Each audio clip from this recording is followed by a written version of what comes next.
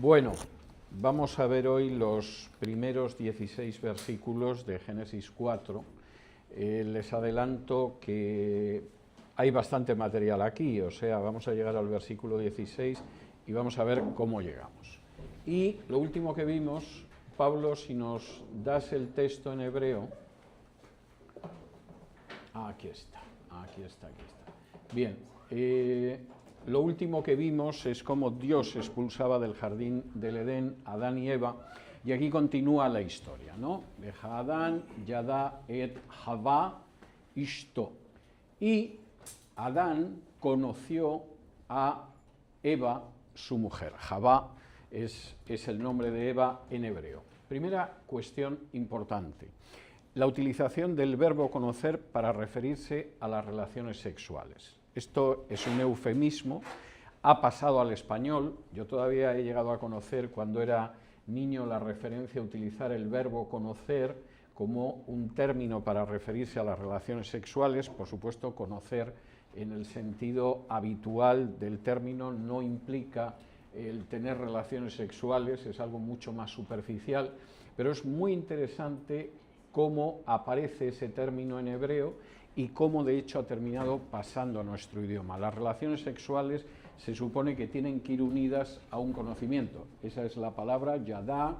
Yadá es el pasado del verbo que se refiere a conocer y implica relaciones sexuales. ¿Y qué sucedió cuando Eva tuvo esas relaciones sexuales con Adán? ¿Cuándo las tuvo? Bueno, Batahar be Telet et Caín. Y ella concibió y tuvo a un hijo que se llamaba Caín, y tuvo a Caín. Esto es bastante interesante porque aquí hay un juego de palabras en el que me voy a detener. Esta es la palabra para Caín, el nombre de Caín en hebreo, y continúa Betomer Canini Ish et Jehová. Y dijo Eva, Canini, fíjense que Caín y Canini son palabras que suenan parecidas, ahora voy a explicar por qué. Y he llegado a tener, y poseo, sería la traducción correcta, un hombre, Ish et Jehová, de Jehová. Esto es bastante importante, me van a permitir que me detenga en esto porque tiene su razón de ser. Cuando Eva se entera de que tiene un hijo, es decir, queda embarazada de Adán y tiene un hijo, hay varias cosas que dice. La primera es que es algo que deriva de Dios. Aquí la Reina Valera traduce por voluntad de Jehová. Es decir, en realidad de Jehová sería el término, en realidad en hebreo es con Jehová. En el nacimiento de cualquier niño hay una intervención de Dios. Y esto es tremendamente importante. Por supuesto, Eva era consciente de que quien la había dejado embarazada era Adán, pero en el momento en el que nace ese niño, al que va a llamar Caín, es evidente que el nacimiento del niño es algo que ha tenido con Dios. Et Jehová, que son las dos últimas palabras que aparecen en este versículo 1. Hay algo divino en todo embarazo, en todo nacimiento de un niño. Y es algo que aparece dicho por Eva. No solo eso. La primera vez que en la Biblia un ser humano pronuncia el nombre de Jehová, que es aquí al final del versículo 1, es para hacer referencia al nacimiento de un niño. El nacimiento de un niño está relacionado en las Escrituras con algo extraordinariamente sagrado, hasta tal punto que no es casual. Por supuesto, Adán y Eva habrían utilizado el nombre de Jehová en infinidad de ocasiones antes de que Eva diera luz a Caín. Pero no deja de ser significativo que en la Biblia no aparece una mención del nombre de Jehová pronunciada por un ser humano hasta que Eva da a luz a Caín. La idea de lo sagrado de la vida, de la relación que toda vida humana tiene con el Creador, de cómo esa vida humana es algo que Dios quiere, aparece desde el nacimiento del primer ser humano, que es Caín. Los otros han aparecido en la historia, pero no han nacido. A Adán no le dio a luz nadie, a Eva no la dio a luz nadie. Y la primera vez que aparece un ser humano que efectivamente nace de una mujer, lo que aparece es una referencia al nombre de Dios, al propio Jehová. Y esto es algo tremendamente significativo. Segunda cuestión muy importante, no solo es que toda vida que nace, todo embarazo, todo parto, es algo en lo que Dios tiene un especial interés y es una vida preciosa para Dios, no es una vida prescindible. Nosotros vivimos en un mundo donde incluso en algunos estados de este país el aborto ya se puede producir semanas después del nacimiento del niño, es decir, es cualquier cosa menos un aborto, es simplemente un infanticidio. Pero es legal matar al niño, por ejemplo, hasta un cierto número de semanas después de su nacimiento. Hay un desprecio absoluto por la idea de la vida que choca totalmente con esto que vemos aquí. Segunda cuestión que es muy importante. Cuando Eva da a luz a Caín, el término que utiliza para decir que da a luz a Caín no es he dado a luz, le he dado la vida, le he transmitido la vida, es he adquirido, he poseído, canití. Hay un juego de palabras entre Caín y canití, y es muy importante porque Eva contempla a su hijo como su posesión, que es algo muy materno. Todavía es muy común en ciertas ocasiones referirse a los hijos como mi Felipe, o mi Ana, o mi Luisa, o lo que sea. Es algo que va muy en el espíritu de Eva, pero no crean ustedes que es tan positivo como puede parecer. Porque cuando nace el niño Caín, Eva no está pensando en las responsabilidades hacia su niño Caín. Está pensando en que Caín es una adquisición suya.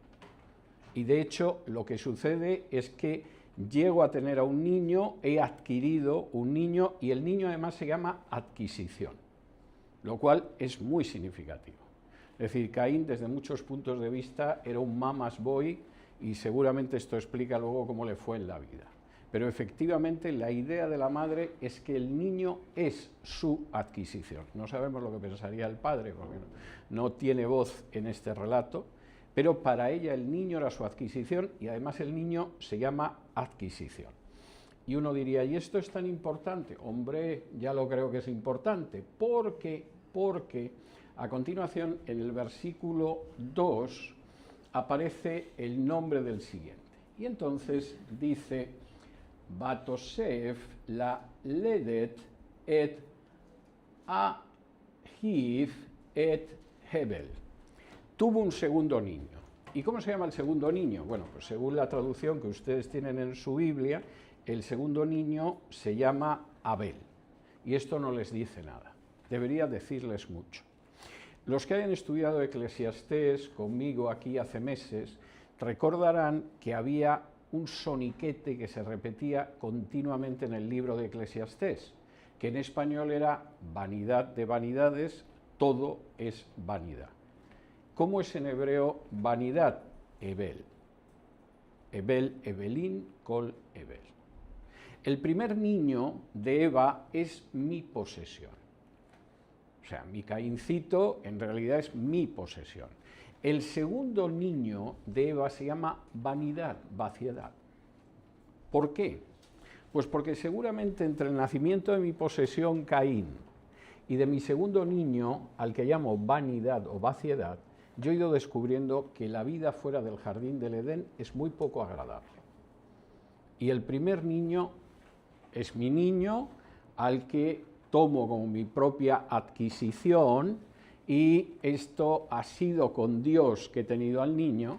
El segundo niño se llama vanidad a secas. Y por supuesto, Eva, posiblemente mamá amargada, en ese momento no se le ocurre decir que ha adquirido al niño, o que ha tenido al niño, que ha recibido al niño de Dios, o con Dios, o por Dios, o para Dios. El niño se llama Ebel, que es vanidad a secas. Mi primer niño es mi posesión, mi Caín. Mi segundo niño, a estas alturas, yo ya sé que esta vida es tremendamente vacía debajo del sol. Y no invoco el nombre de Jehová. Ahora, ¿qué pasa con los dos niños? Y seguimos, y esto es bastante interesante. Vamos a ver. Lo llamó Abel, Vayehi Ebel, Roe Chon, Becaín Hayá, Obed Hadama. Y resulta que ese niño que se llamó vanidad, vaciedad, vano, vacío, porque ya he visto yo lo que da de por sí la vida, ese niño se convirtió en pastor. Nosotros traducimos pastor, pero la palabra en hebreo es una palabra muy significativa porque el término es roe. Y roe en realidad es una palabra que hace referencia a ver. El verbo para ver es raá. Y roe, el pastor, es el que ve. Nosotros utilizamos la palabra pastor para referirnos a un pastor, pero en hebreo el pastor se le llama el que ve, el que está viendo a las ovejas, el que está observando los animales, para que no llegue una fiera y se te lleve al corderito, obviamente. Es decir, lo que caracteriza al pastor es el hecho de que está viendo. Recuerden esto cada vez que se encuentren una referencia al buen pastor o a Dios como pastor, porque la referencia en hebreo está muy ligada al hecho de ver, de observar, de supervisar, de estar vigilando. De manera que en el caso del niño vanidad, en el caso de Abel, lo que fue un pastor de ganado. ¿Qué fue mi posesión querida, mi niño tenido con Jehová, etcétera, etcétera? Es decir, mi Caín. Caín, literalmente dice, fue un trabajador de la tierra, lo cual es muy significativo. Obed es un trabajador, Adamá, de la tierra. Y hay dos diferencias de ocupación. Ahora, estas dos diferencias de ocupación son bastante más sensibles e importantes de lo que pueda parecer a primera vista. Un comentarista superficial del libro del Génesis diría, bueno, aquí estamos asistiendo al relato bíblico de la revolución neolítica, cuando el hombre deja, en fin, de perseguir, se supone que animales, y se dedica a ocupaciones que van más allá del hecho de que comes por las mañanas o comes durante un día o cazas algo y vas estirando lo que has cazado durante un tiempo. Y entonces esto generalmente en términos históricos se sitúa en el Neolítico con la aparición de la agricultura y con la aparición de la ganadería, que a nosotros nos parece la cosa más natural del mundo, pero que es un salto cultural y un salto de civilización enorme, ¿no? Y entonces, bueno, pues aquí el autor del Génesis atribuye la agricultura a Caín, atribuye la ganadería a Abel, aquí hay mucho más que esto. La cultura agrícola, y Caín es ese personaje, es una cultura que se concentra, como dice aquí, en el Obed Adamá, es decir, en el trabajo de la tierra. Y el trabajo de la tierra es muy exigente, y el trabajo de la tierra es un trabajo que inmediatamente hace que las culturas agrícolas caigan en la idolatría y adoren a las fuerzas de la naturaleza. ¿Por qué? Pues porque resulta que dependes del sol para que puedan crecer los cultivos, porque dependes del agua. Como no haya agua, te quedas sin cosecha. Como haya demasiada agua, te quedas sin cosecha. Y son culturas que desde el principio empiezan a adorar simplemente a las fuerzas de la naturaleza. Cuando el libro de Génesis comienza diciendo que en el principio Dios creó los cielos y la tierra, eso que nos parece la cosa más natural del mundo, es extraordinariamente revolucionario cuando lo escribe Moisés. El cielo y la tierra no son dioses. La luna y el sol no son dioses, son criaturas. No dependemos de la luna, no dependemos del sol y no dependemos, como algunos hispanoamericanos pretenden ahora, de la Pachamama, que es la tierra madre. Y las culturas agrícolas tienden al culto de la Pachamama. No siempre la llaman Pachamama. A veces se la llama la Ge, o a veces recibe otros nombres según el idioma del que estemos hablando, pero aquí evidentemente hablamos de una cultura que busca rendirse ante las fuerzas de la naturaleza y que cae con facilidad en la idolatría. No solo eso, tanto la poligamia, como vamos a tener ocasión de ver, como la esclavitud surgen en culturas agrícolas.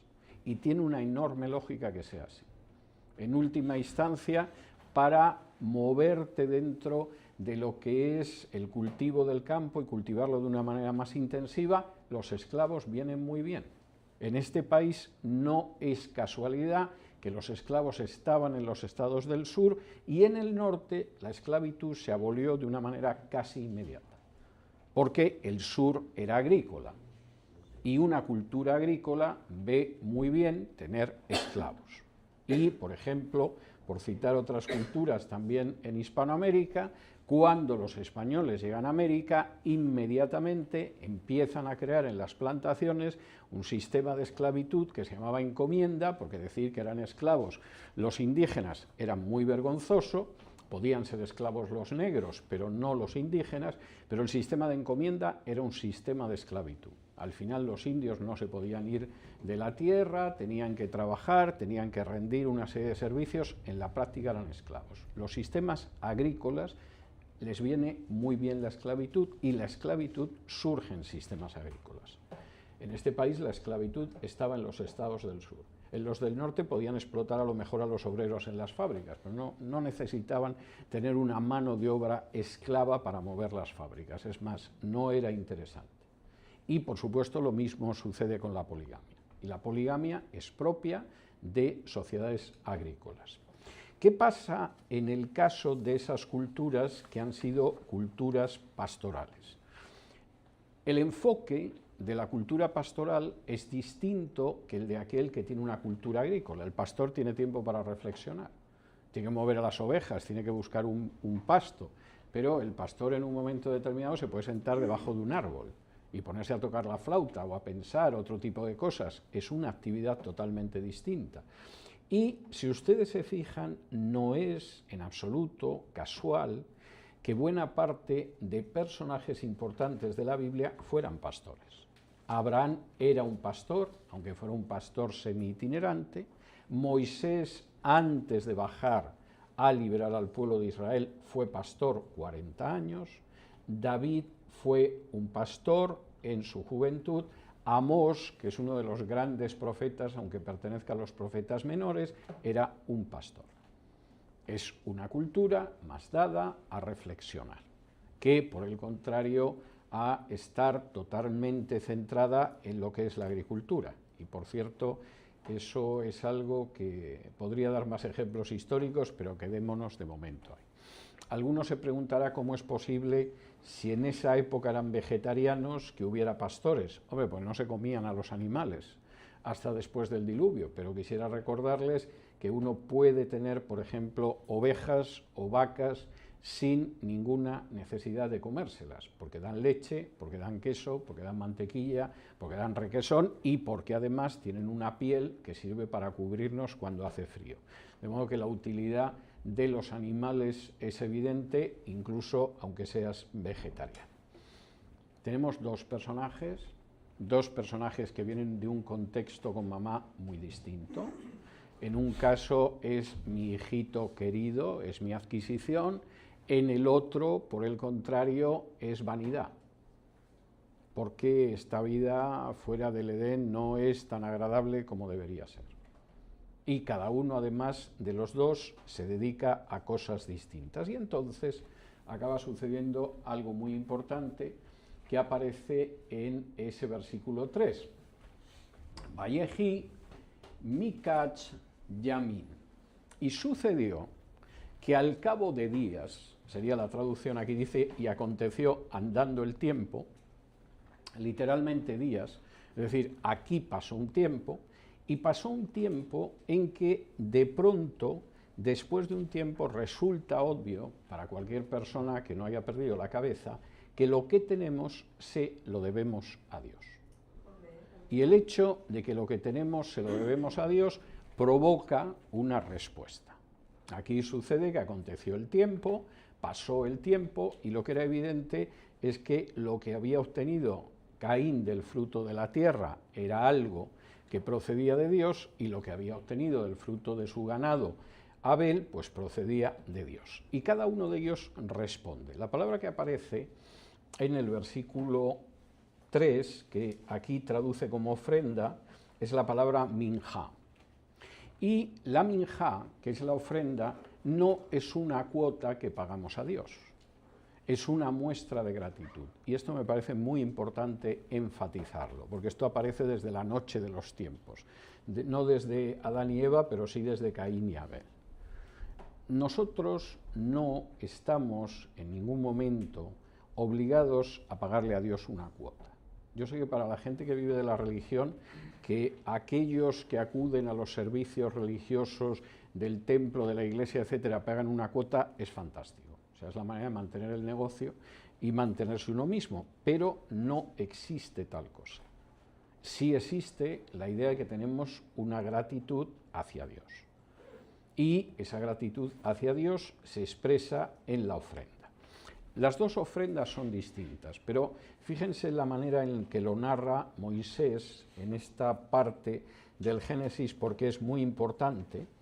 Dice que Caín trajo del fruto de la tierra una ofrenda a Jehová, y Abel trajo también de los primogénitos de sus ovejas, habría que traducir de las primicias de sus ovejas. Sería una traducción mejor, de lo más gordo o lo más abundante de ella, y miró Jehová con agrado a Abel y a su ofrenda, pero no miró con agrado a Caín y a la ofrenda suya. Ahora, fíjense en esto porque es muy importante. No sabemos muy bien cómo funcionaba el sistema de ofrendas en la noche de los tiempos. Aquí caben dos posibilidades. Tanto Caín y Abel ofrecían, o quizás solo el primogénito tenía una obligación o un deber moral de ofrecer a Dios, y lo que ofreció Caín, a Abel le pareció que era deficiente y él decidió ofrecer por su cuenta. No lo sabemos a ciencia cierta, puede ser cualquiera de las posibilidades. Pero lo que sí es cierto es que Dios no mira la ofrenda, sino a la persona que ofrenda. Si ven ustedes, tanto en el versículo 4 como el 5, en el versículo 4 dice que miró Jehová a Abel y a su ofrenda. Y en el versículo 5 no miró con agrado a Caín y a la ofrenda. Lo que Dios mira es el corazón de la persona, no la cuantía de la ofrenda, lo que pueda contener la ofrenda, etcétera, etcétera. Y esto es muy importante. Y hay gente que desgraciadamente mira más la cuantía de la ofrenda que el corazón de la persona. Y si vives de ello, yo lo entiendo. Pero no es como Dios lo mira. Si ustedes recuerdan el relato del Evangelio, en que Jesús ve a una pobre viuda que llega hasta el tesoro del templo en Jerusalén y que echa 2 moneditas, y Jesús, para sorpresa de sus discípulos, dice que esa mujer ha arrojado en el tesoro del templo muchísimo más que los ricos que llegan hasta el tesoro del templo, hacían un saco de monedas en el tesoro del templo, porque Dios no está mirando la cuantía, Dios está mirando el corazón. Y desgraciadamente hay gente que a la hora de hablar de ofrendas y otras cosas de este tipo, lo que está mirando fundamentalmente es la cuantía. No es como Dios lo ve. Supongo, insisto, que claro, evidentemente si llega una persona y te da $10.000 y vives de eso, pues estás más encantado que si llega alguien y te da $10. Yo eso lo puedo entender, pero no es ver las cosas como Dios las ve. Y nosotros tendríamos que intentar ver las cosas como Dios las ve. Y Dios vio primero el corazón de Abel, y el corazón de Abel fue lo que le provoca el agrado. Luego vio la ofrenda, pero lo primero en lo que se fija Dios es en el corazón de las personas. Y cuando miró a Caín, lo primero no era la ofrenda, lo que vio fue efectivamente el corazón de Caín, y no al revés. ¿Por qué le gustó la ofrenda o miró con agrado a Abel y su ofrenda y no miró con agrado a Caín y a la suya? Pues porque el corazón era distinto. Y esto tuvo inmediatamente un efecto, pero rapidísimo, sobre Caín. En el versículo 5, vamos a ver, sí, ya tenemos el 5. Muy bien, está muy bien, muy bien. Bien, en el versículo 5, en la última parte, aparece una expresión hebrea bastante dura, voy a intentar mostrarlo. Le Caín, es decir, y a Caín, o para Caín, o Caín, meot, muchísimo, yai felu panaif. ¿Qué significa esto? Para que nos aclaremos qué es importante. Literalmente, y Caín se quemó muchísimo. Esa es la traducción literal. Aquí traduce la Reina Valera, se ensañó, pero esa traducción no es correcta. El en gran manera en vez de muchísimo, que es el meot, puede pasar, pero aquí la idea es que se quemó. Cuando Caín vio que su ofrenda, que él y su ofrenda no eran gratas a Dios, se quemó. Y lo que viene a continuación, que aquí traduce decayó su semblante, habría que traducirlo como se deprimió. Es decir, de pronto, cuando Caín vio que lo que había llevado al Señor no le agradaba al Señor, se quemó en pasado y se deprimió profundamente de cara al futuro. Y muy posiblemente porque Abel lo había hecho bien y él no. Y esto es algo tremendamente importante. Hay gente que a veces se siente muy deprimida o se siente muy quemada porque hay gente que lo hace bien y ellos no. Y hay gente que eso le provoca un sentimiento terrible. En el caso de Caín, efectivamente, Caín se quemó muchísimo y la cara se le deprimió. Sería una traducción correcta. ¿Qué hace entonces Jehová con Caín? Fíjense, porque esto es muy importante. Versículo 6.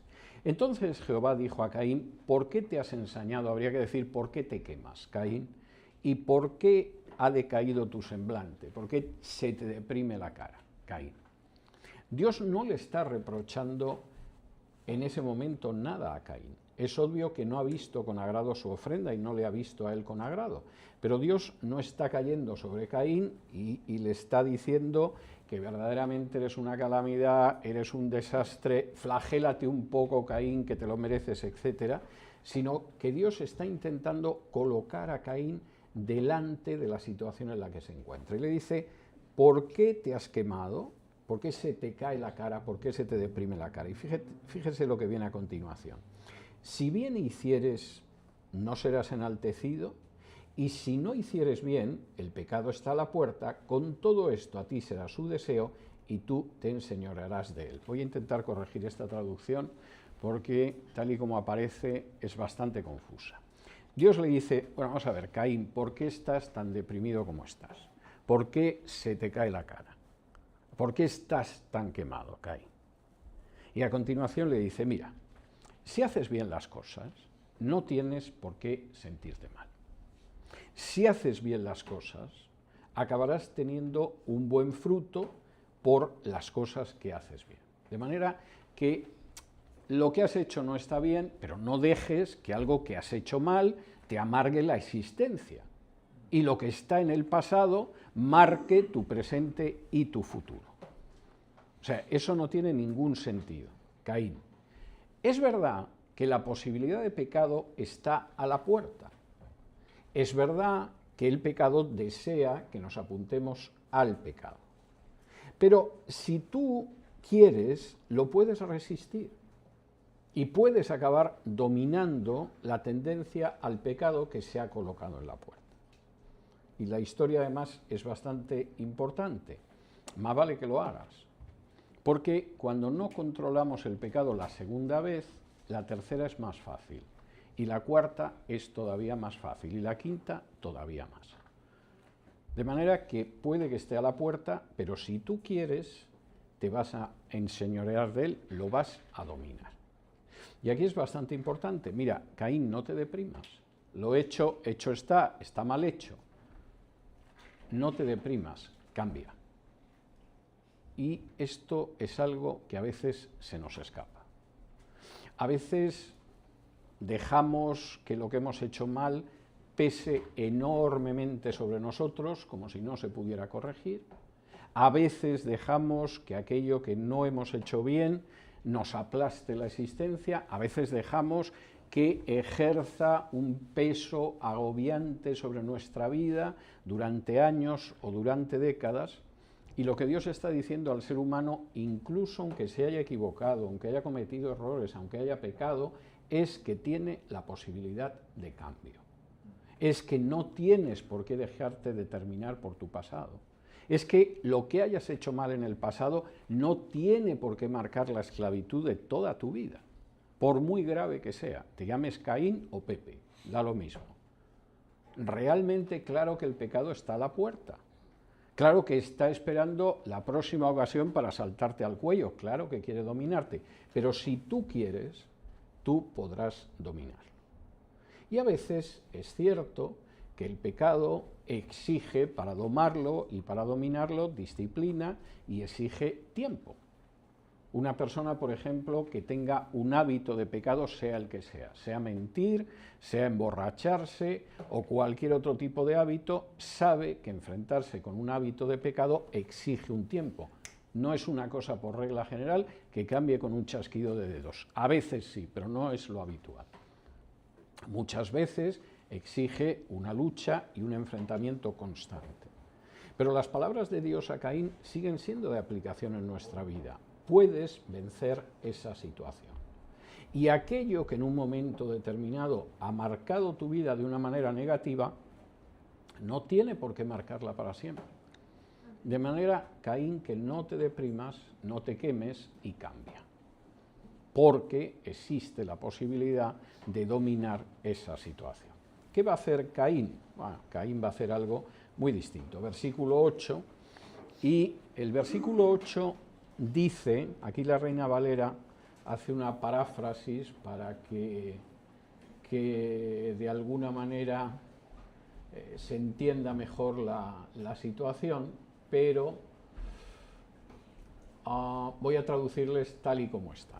Aquí dice, y dijo Caín a su hermano, salgamos al campo, y aconteció. Bueno, el salgamos al campo no está en el texto, es un intento de darle sentido. Aquí lo que dice literalmente el texto es, Vayomer Caín el Hebel.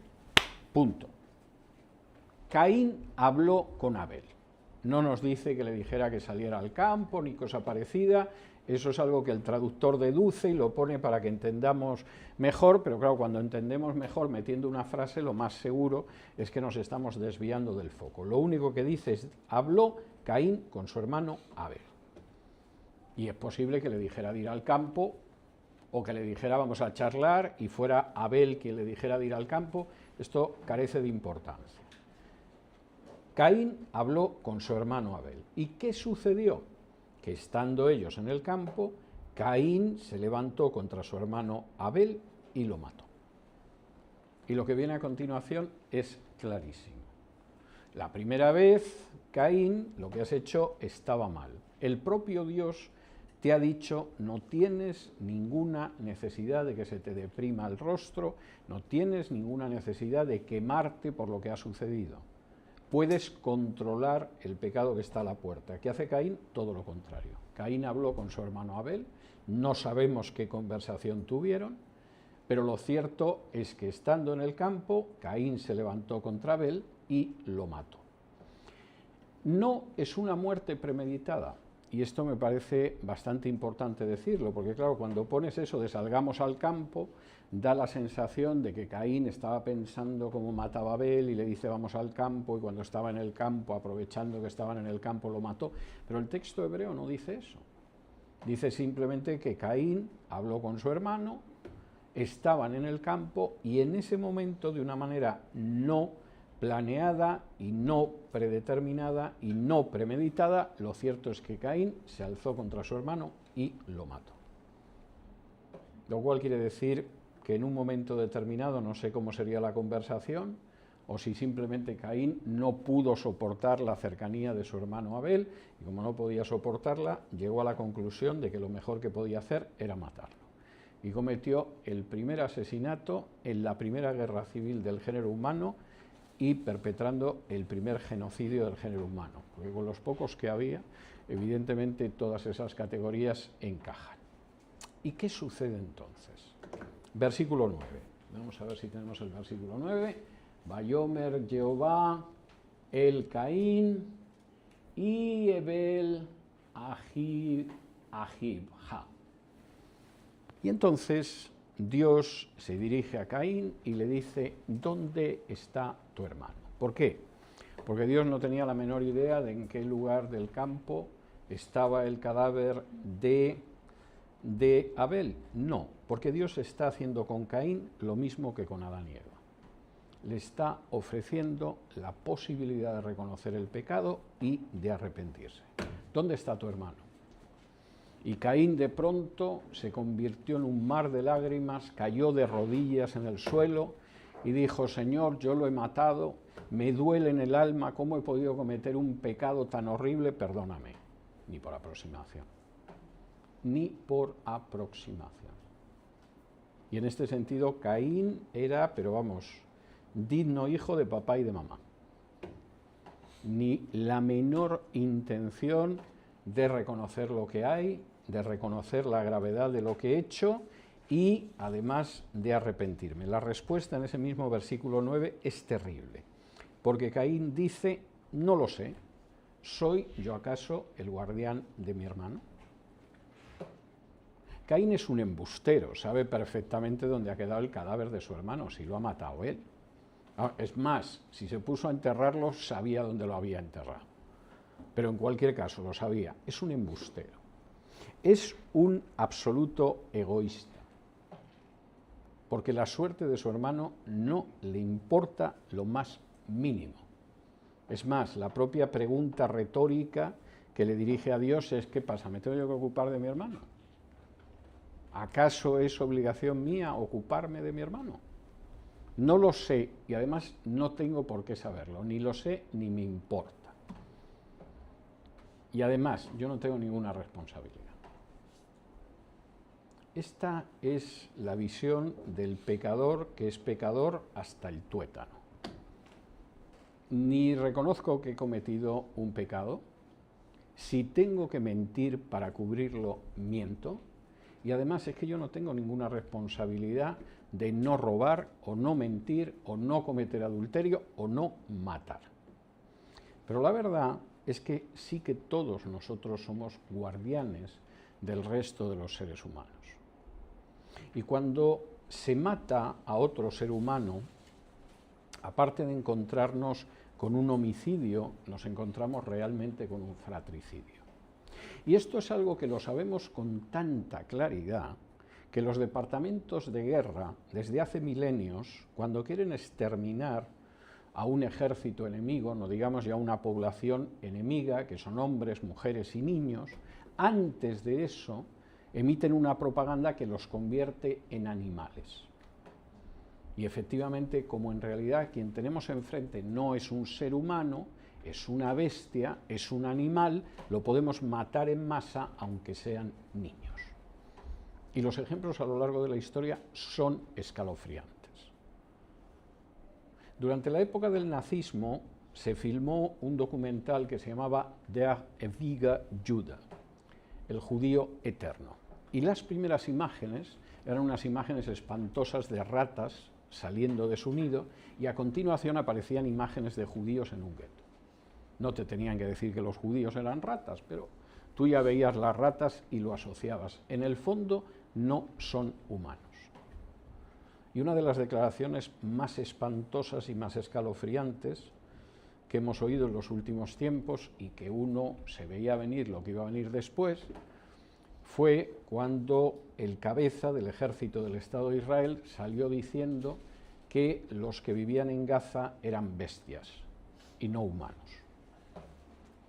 Bueno, hasta los seres humanos más criminales no dejan de ser seres humanos. Y sigue existiendo una enorme diferencia entre cualquier ser humano y cualquier alimaña y cualquier bestia, por muy malvado que sea. Y cuando se quiere matar a un pueblo, a una nación, arrasar una ciudad, cualquier cosa, la pregunta es siempre la misma que formuló Caín. ¿Qué pasa? ¿Soy yo el guardián de mi hermano? Mi hermano no es ni siquiera, ese no es mi hermano, no es humano siquiera. Porque en el fondo todos nosotros sabemos que los seres humanos son seres humanos y que no pueden ser tratados como si fueran insectos o como si fueran fieras o como si fueran perros. Y por lo tanto, cuando queremos convencer a la gente de que tiene que matar a sus semejantes, antes tenemos que convencerlos de que son como fieras, son como animales y no tienen ni un vestigio de humanidad. Es decir, comportarnos como Caín. Versículo 10. Dios no se da por vencido, aunque desde luego Caín, aparte de un embustero y un egoísta, no tiene la menor intención de asumir responsabilidad y le vuelve a dar una oportunidad de arrepentirse. Y él le dijo, ¿qué has hecho? ¿Qué has hecho, Caín? Y por supuesto Caín sigue sin decir, he matado a mi hermano, es horrible lo que he hecho, perdóname, soberano del universo, por haber llegado a un acto tan horrible como este. Y Dios entonces pronuncia una frase que es tremenda, que dice: la voz de la sangre de tu hermano clama a mí desde la tierra. Cada vez que muere un ser humano, clama a Dios la muerte de ese ser humano, independientemente de quién haya segado esa vida. Y si alguien piensa que Dios solo escucha la muerte de ciertos seres humanos, pero es indiferente y se complace con el exterminio de otros, no conoce a Dios. Y por cierto, el término en hebreo es tremendo, porque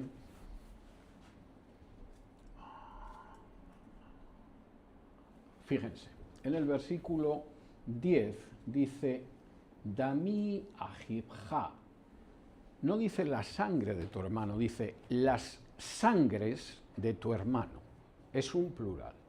¿Por qué las sangres de tu hermano en vez de la sangre de tu hermano?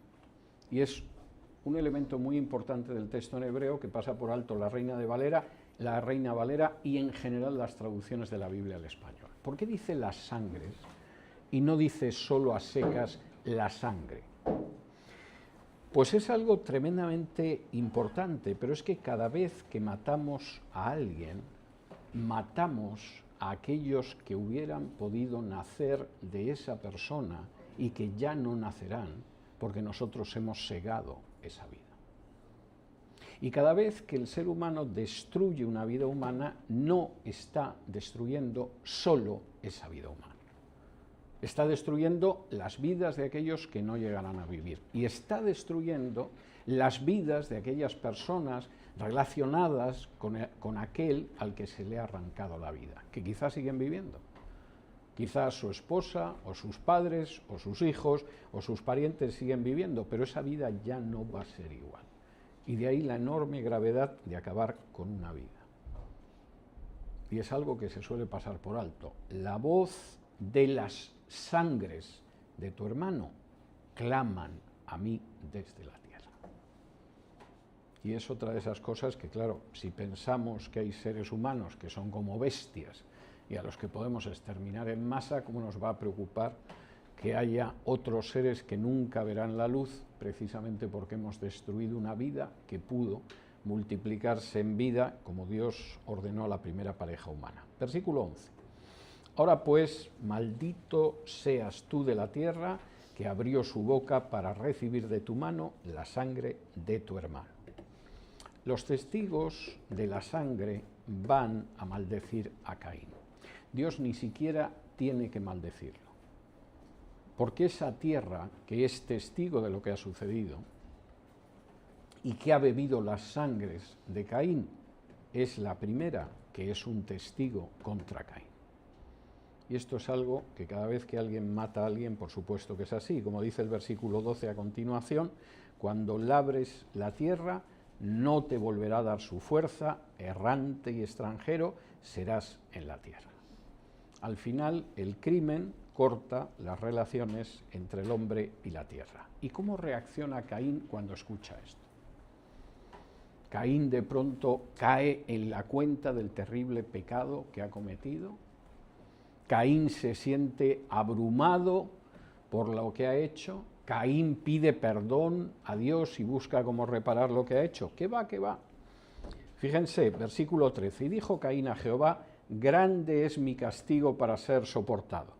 He aquí me echas hoy de la tierra y de tu presencia me esconderé y seré errante y extranjero en la tierra y sucederá que cualquiera que me hallare me matará.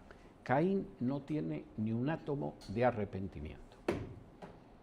Lo que me preocupa de todo esto, Señor, yo que estoy enfermo de autoimportancia y que sudo egoísmo y que solo sé mirar hacia mí, porque, claro, es que yo era la posesión de mamá.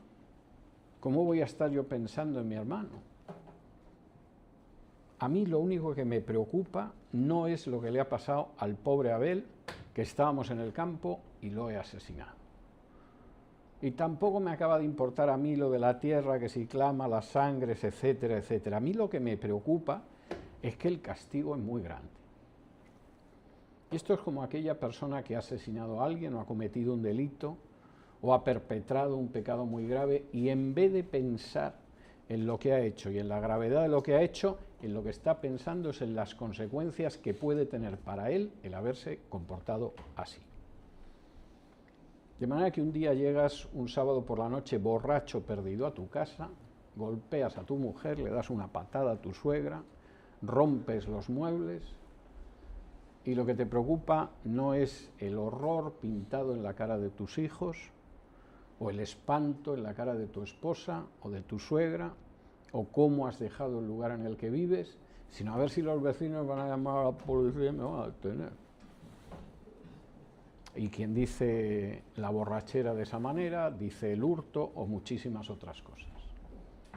A mí lo que le pase a Abel me trae sin cuidado, pero es que la manera en que pretendes castigarme, esto es excesivo.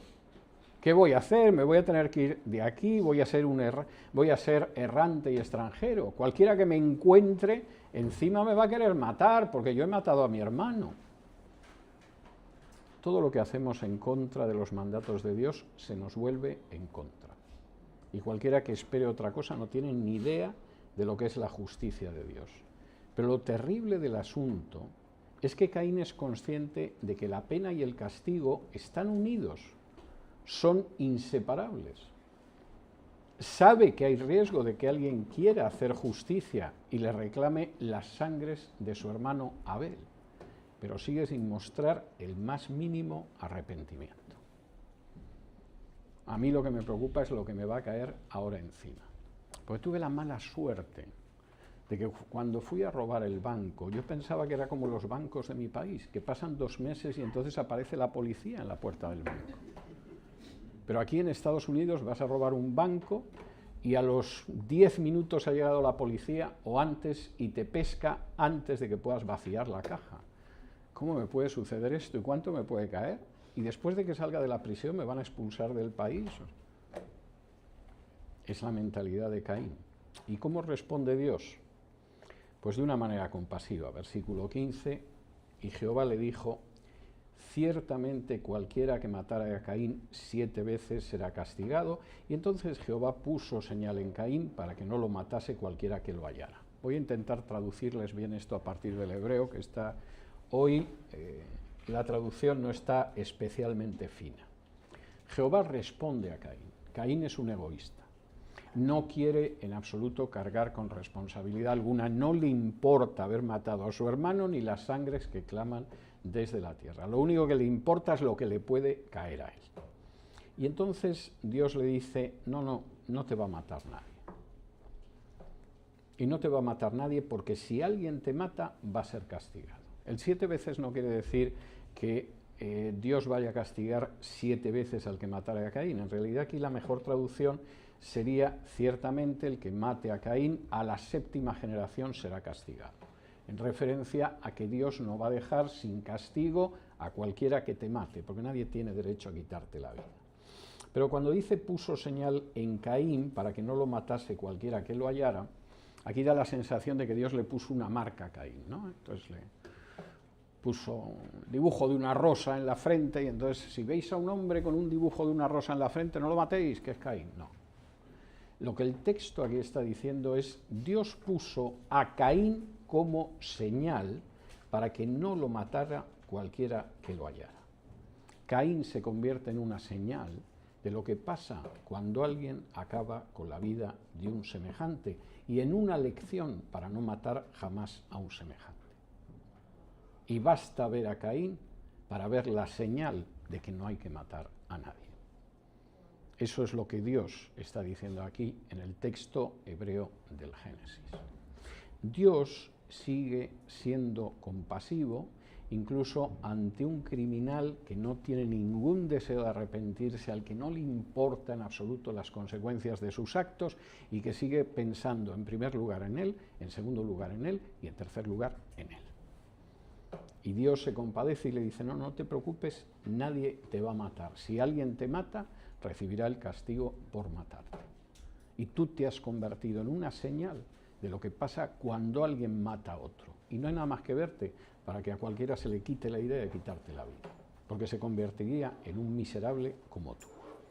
Versículo 16, y con esto acabamos, y creo que nos van a quedar 2 o 3 minutos para alguna pregunta. Salió pues Caín de delante de Jehová y habitó en tierra de Nod, al oriente o al este del Edén. Cuando uno quebranta la ley de Dios, se ve apartado de la presencia de Dios. Por supuesto, Caín, en términos físicos, se podía retirar del lugar en el que estaba. La presencia de Dios nos sigue, vayamos a donde vayamos.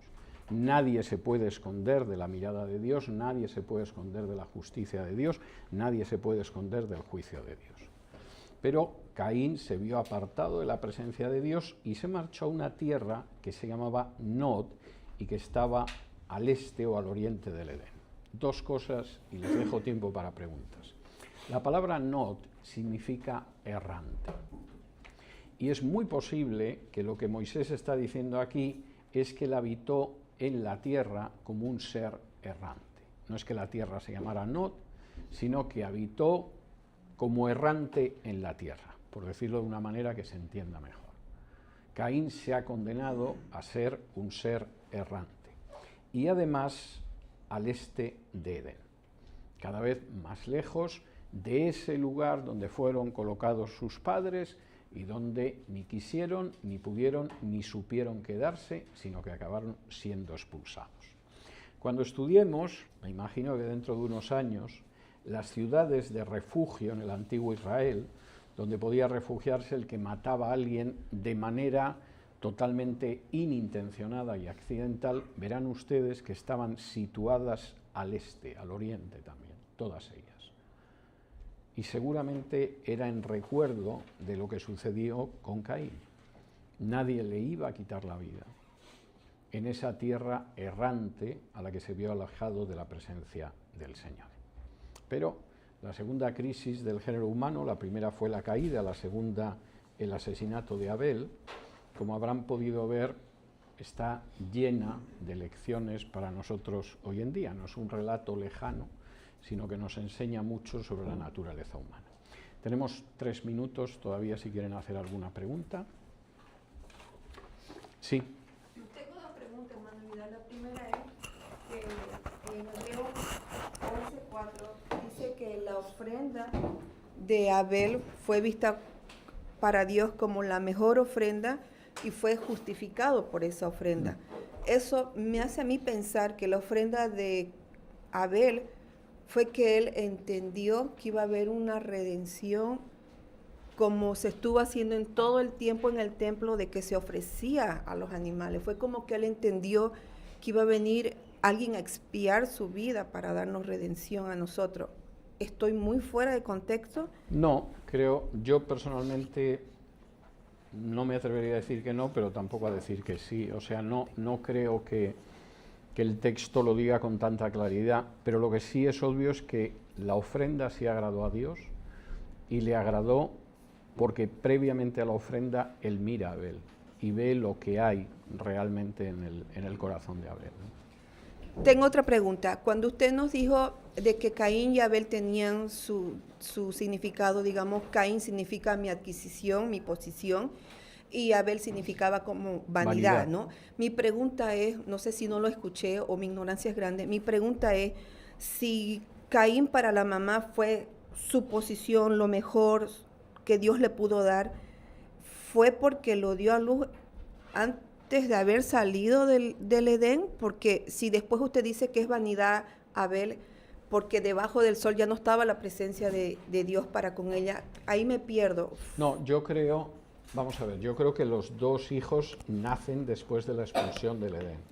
Esto me parece claro. Pero claro, Caín nace cuando la salida del Edén todavía está cercana. Y yo me imagino que además en una fecha muy cercana a la expulsión del Edén. Con lo cual, todavía por 9, 10, 11 meses puedes alimentar la idea de que quizá esto no va a ser tan grave, ¿eh? Y cuando nace el niño sobre todo es mi posesión, ¿eh? Y además seguramente me da mucho consuelo. En medio de un mundo que es distinto del mundo que he conocido en el Edén, ahora aparece un niño en el que hay algo que yo hasta veo la acción de Dios en el nacimiento de ese niño. hay algo hermoso. Esta es una experiencia que va unida de manera natural a la maternidad, aunque es verdad que hay madres que abandonan a sus hijos o los matan o lo que sea, pero en términos generales esa respuesta de la madre es natural, totalmente natural. Pero pasan los años, no sabemos si 1 o 2 o 3. Y Eva va descubriendo que el mundo en el que vive fuera del Edén no es para tener tantas esperanzas. Y que efectivamente es un mundo duro. Y no sabemos si además entre Caín y Abel no han nacido niñas, porque hay una referencia luego al hecho de que Adán y Eva tuvieron hijos e hijas. De manera que a lo mejor había habido más partos y no habían sido tan estimulantes al final como en el caso de Caín, y se había encontrado con el hecho del dolor del parto, etcétera, etcétera, etcétera.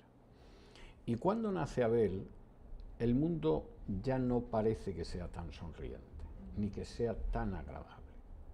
Y cuando le da el nombre al segundo hijo varón, lo llama vanidad, lo cual es tremendo. Es tremendo. Claro, nosotros un niño se llama Abel, bueno, suena bien además. El primer inocente sacrificado, etcétera, etcétera, pero como esto lo vamos a ir viendo además mucho en el libro de Génesis, cuando tú vas estudiando los nombres, evidentemente esos nombres tienen mucho significado. Y lo que es obvio es que del primer hijo varón al segundo hijo varón, Eva pasa de mi posesión a vanidad. Y ahí hay un cambio en el alma de Eva que, bueno, no podemos agotar, no tenemos tampoco muchos datos, pero es evidente que se ha producido y que es un cambio hacia un mayor pesimismo. Y no volvemos a oír hablar a Eva, lo cual también es significativo. Hermano, mira, Sí. o sea que Caín y Abel no eran tercer y cuarto ser humano en la tierra. Sí, sí. Desde luego el tercero sin duda. Ajá. El cuarto posiblemente, pero no sabemos, porque no sabemos cuándo nacieron las hijas. Ya, ok. Gracias. No lo sabemos, puede que fuera el cuarto, ¿no? El tercero sin duda, o sea, el caso de Caín es evidente. Bien, si no hay nada más, nos vemos en el culto con el Evangelio de Juan. Muchas gracias.